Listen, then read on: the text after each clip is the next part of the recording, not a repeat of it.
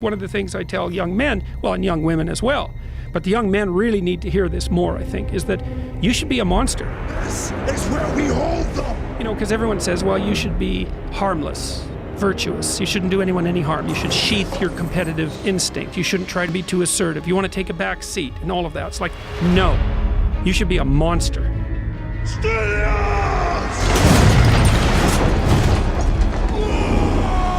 Absolute monster, and then you should learn how to control it.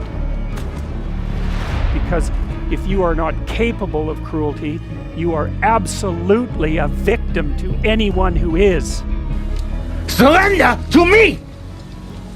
And so part of the reason that people go watch anti-heroes and villains is because there's a part of them crying out for the incorporation of the monster within them, which is what gives them strength of character and self-respect, because it's impossible to respect yourself until you grow teeth.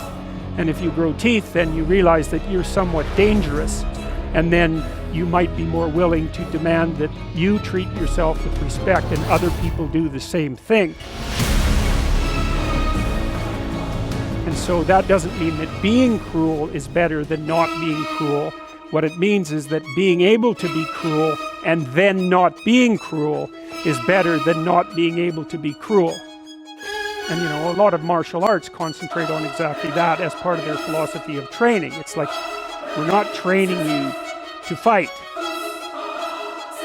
We're training you to be peaceful and awake and avoid fights.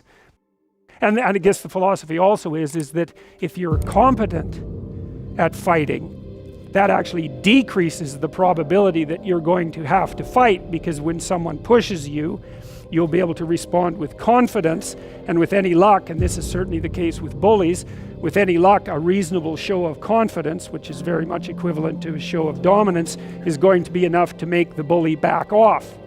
And so the strength that you develop in your monstrousness is actually the best guarantee of peace. And that's partly why Jung believed that it was necessary for people to integrate their shadow. And he said that was a terrible thing for people to attempt, because the human shadow, which is all those things about yourself that you don't want to realize, reaches all the way to hell. And what he meant by that was, it's through an analysis of your own shadow that you can come to understand why other people are capable, and you as well, of the sorts of terrible atrocities that characterized, let's say, the 20th century. And without that understanding, there's no possibility of bringing it under control. When you study Nazi Germany, for example, or you study the Soviet Union, particularly under Stalin, and you're asking yourself, well, what are these perpetrators like? The answer is, they're just like you.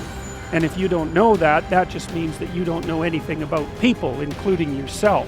And then it also means that you have to discover why they're just like you. And believe me, that's no picnic.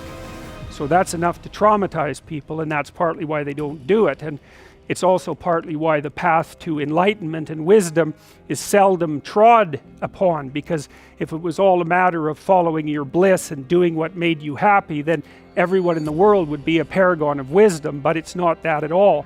It's a matter of facing the thing you least want to face.